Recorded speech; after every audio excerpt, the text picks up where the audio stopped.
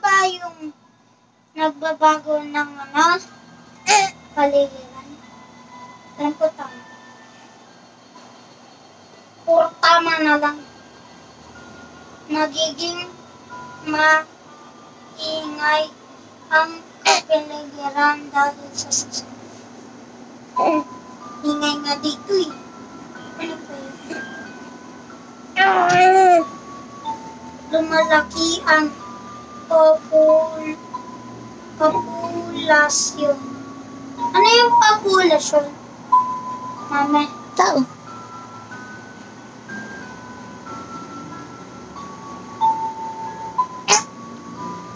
Nagkakaroon ng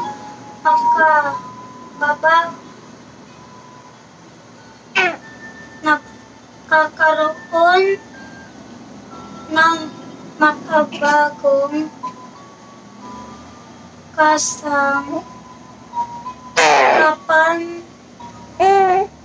kasangkapan o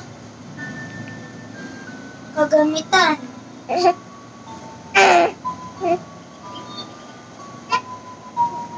Oo, tama naman kasi kunyari, yung dati yung balayibo ng buntot ng manok, tapos yung papel, tapos yung ink.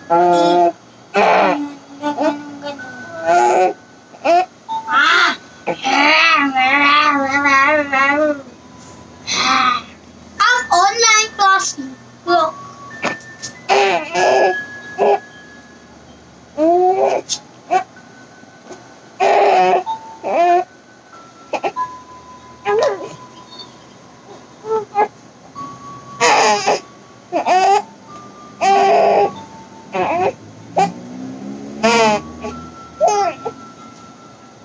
May nahihigit si Mara.